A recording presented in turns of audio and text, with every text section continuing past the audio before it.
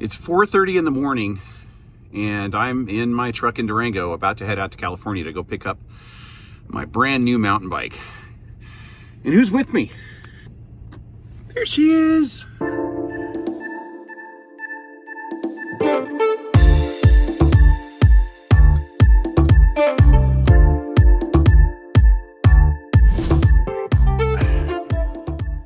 Howdy, I'm Steve, and this is the Spokesman.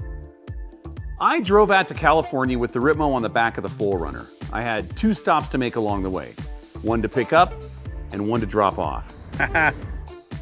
That's right, I sold the 2020 Ibis Ripmo that I loved so much and that carried me through so many adventures all across the country. That was a sweet bike. Right on. But now she's gonna bring joy to a whole new family. I'm gonna miss her. You see, my friend Tom was able to provide the opportunity to visit Ibis HQ in Santa Cruz, California to pick up my brand new Ripmo V3. Tom works with an Ibis reseller, and he was able to help me out getting this bike. I figured that since, Tom's helping me get a new bike, I'd put him to work and make him carry it to my car. I have a lot of thank yous headed in Tom's direction in the coming years. He did me a pretty big solid here. After arriving in San Jose, I rolled up to Trailhead Cyclery, my favorite local bike shop in the South Bay, and I dropped the bike off to get it built. Sure, I could have got the work done myself at home, back in the Spokesman bike shop, but these guys could build it fast, and then I could ride it in California before the drive home. I mean, how do you say no to that? They did a great job. I made a few changes to the stock Shimano Di2 XT build that shipped with the bike, and they added all the parts without hassle. Except for one. It turns out that the Shimano Di2 shifter pod mounts directly to the brake lever, the XT brake lever that came with the bike. When I switched my brakes over to these new TRP Evo Pros, that eliminated any way for the pod to be attached to the handlebar. It was just kind of floating free. What does that mean? It means that I had no way to shift on a ride unless I wanted to carry the shifter in my pocket, and that's not really an option. Would you do that? I don't want to do that. I don't want to stop and get off the bike every time I want to shift my frickin' derailleur. So I drove all the way home to Colorado with a fully built bike, sans shifter, and spent the next week waiting for a wolf tooth mount to come in at the local shop. It wasn't until then that I really had a complete build and I could take it out on the trails. But it eventually got built and I did get to take it out. You want to see what I put on it? The build. Let's take a look at the build specs, and then I'll tell you about how well this thing handles in the dirt.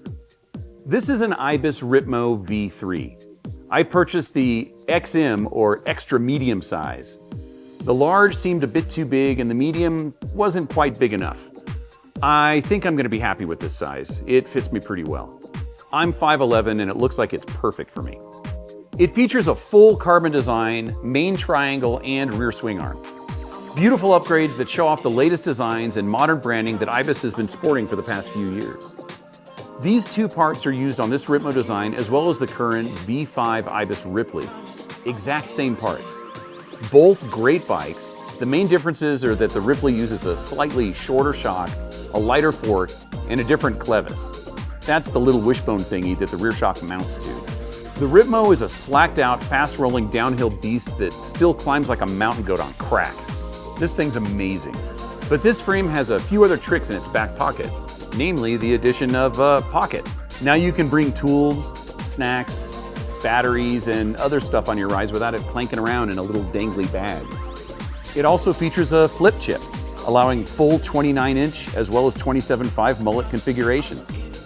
Lastly, this bike can run the new transmission drivetrain standard, something I've never been able to run on any of my other bikes. It's new to me and I can't wait.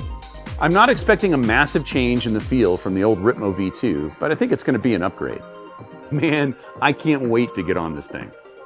I pulled my Santa Cruz Reserve carbon wheels off the old bike. They're an upgrade from the stock Blackbird wheel set that ships with the bike, and I already know how they feel. Familiar is good, right? These Industry 9 Hydra hubs aren't too shabby either.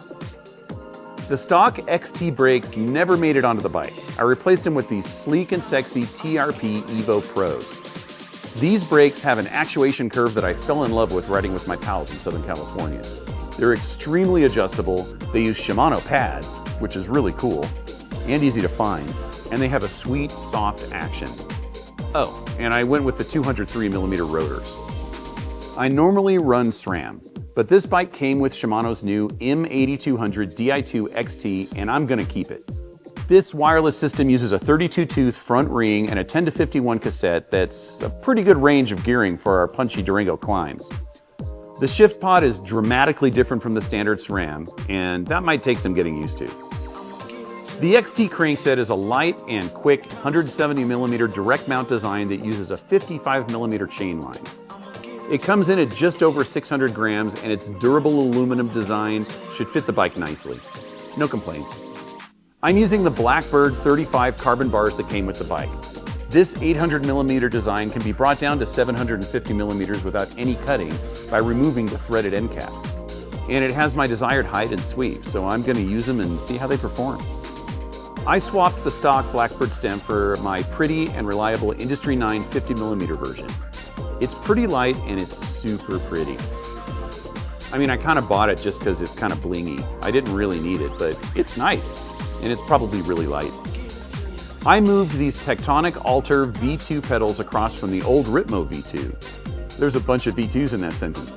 They provide a lightweight and stable platform for my feet on any and all terrain. And they were designed right here in Durango. The Lizard Skins Strata grips that came with the build feel great on my hands, so they're gonna stay on the bike. They have a great feel, both soft and a little bit tacky. I don't have a lot of experience with BikeYoke droppers. They're not bad or anything, I just don't have any experience with them. But this Revive Max 34.9 model feels quick and smooth. I'm gonna stick with it. But I did add my own Loam lever from PNY. It's nice. The WTB Silverado reigns supreme. I love this saddle and it's on all my bikes. Although the website says it ships with a Fusion Tie model, the bike came with the CroMo version. I'm not sure why that is, but my butt's not gonna care. The Fox Float 36 Factory Series Grip X2, yeah, that's a mouthful, is a fantastic and solid option that'll withstand anything I throw at it.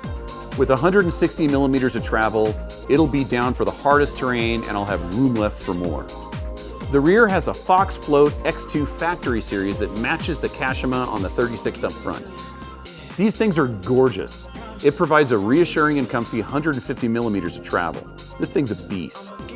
We're looking at the standard for bikes of this type. The Cane Creek 40 headset is a solid choice that'll probably last the lifetime of the bike. The front is my old Maxxis Assegai 29 by 2.5 with EXO Plus. The rear is a Maxxis DHR2 29.5, also with EXO Plus. We got some rocky stuff here in town, and those sidewalls are up to the task. I got to ride this bike for the first time on my local trails right here in Durango. This 7-mile loop consists of about 1,300 feet of climbing, some tricky tech, some rocks, and some amazing flow. Oh, and a few jumps, which I really try to avoid. Let's go see this thing get dirty. This bike can climb. Compared to my Yeti SB 150, which is more of a chunky downhill bike, this thing pulls me up the hills. I've been riding the Yeti SB 150, and that does feel very different, which is funny because the geometries are almost identical. Climbs feel good. It's super responsive. Really nice steep C-tube angle. The XT drivetrain shifts really well. Very accurate, very precise. It is brand new. It's got that going for it. As I suspected, I'm not noticing a huge difference between my 10 to 52 SRAM and my 10 to 51 Shimano. It's a nice day for a mountain bike ride. I tell you, this is terrific. Swoopy and fun. Bike feels good.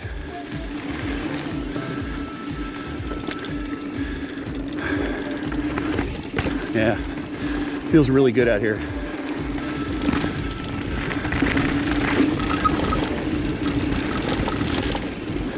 I've got these new TRP brakes. They feel really good. Smooth, responsive, and the bite isn't too harsh. I'm liking it.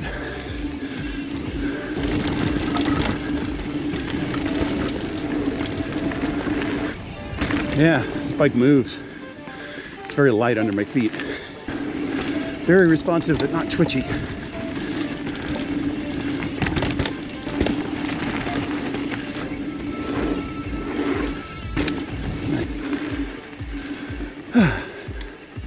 Good day. This is the 4th time this season that I've climbed the 8 Bells Trail. This is by far the easiest. Feels the best by a long shot. It's a true enduro design. Good on the climbs, fast and responsive on the downhills, long wheelbase, easy to control, but a steep enough head tube that it listens to you when you steer. The handlebars are nice. They listen to me.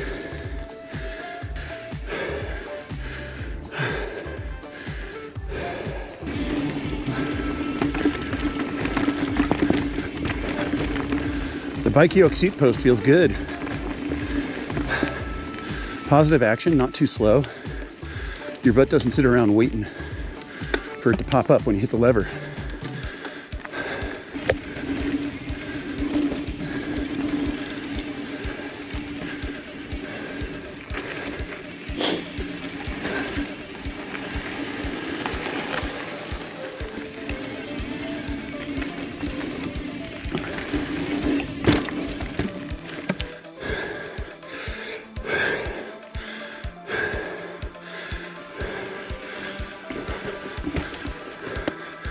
Damn. That needs to be fixed.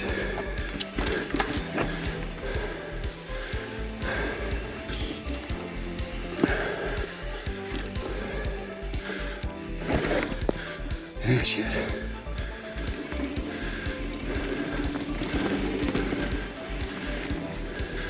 Well, my first misshift, my thumb reached down to downshift and it upshifted, hit the wrong lever. Mark 1 down for muscle memory. There's a little bit more ka-chunk on the XT shifting. It's not as quiet as the SRAM. It still shifts, it's just louder.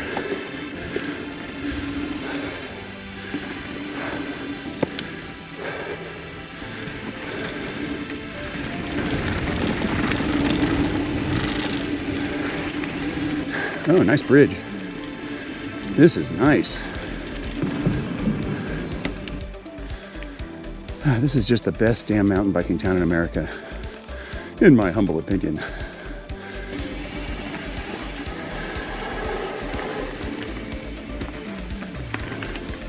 Yeah, these TRP brakes are freaking amazing. They work well. I shovel well. I heard from a friend they can be a little bit unreliable. They might spring a leak here and there. And that concerns me, for sure. But right now, they're holding up great.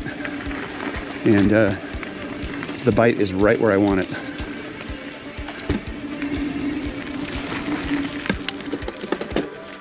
This climb sucks.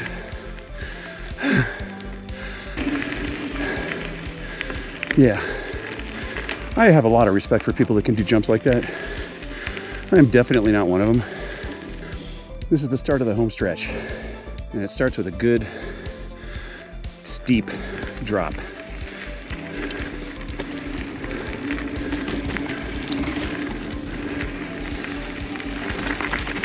Oh yeah.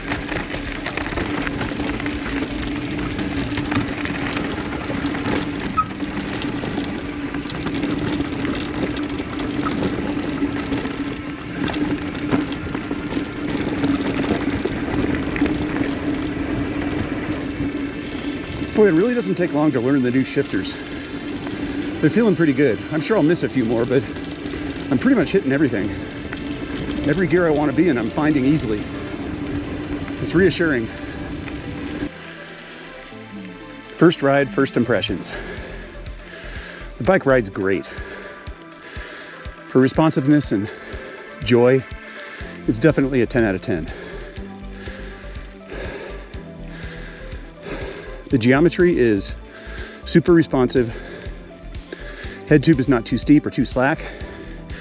C-tube is in just the right spot, helps me climb. Feels really good on the uphills. Coming in at just under 34 pounds. The bike is light enough to carry up the hills without much of a problem at all. Switching from SRAM axis to the new XT Di2 from Shimano, there's definitely a learning curve there.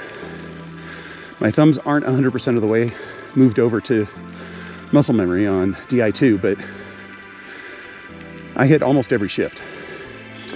The shifting on the Shimano system is a little bit louder than the old SRAM, and that's audible. It's annoying.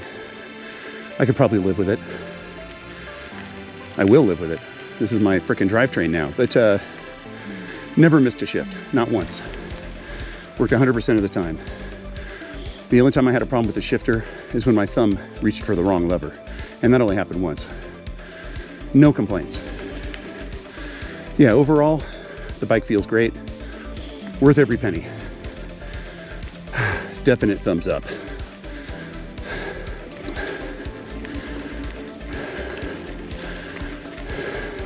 Wow, that was the climb. I didn't even notice it. God, this bike's amazing. Feels so good to ride.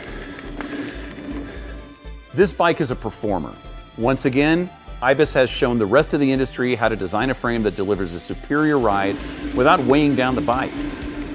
Coming in at just under 34 pounds, it's one of my lighter bikes. I would have never guessed that I'd own such a perfect bike that's capable of so much. Go out and buy a Ripmo, you won't regret it. What a great bike.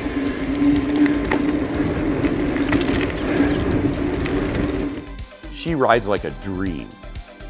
Anyway, thanks for tuning in. Now get out there and ride your bike, and I'll see you when I see you.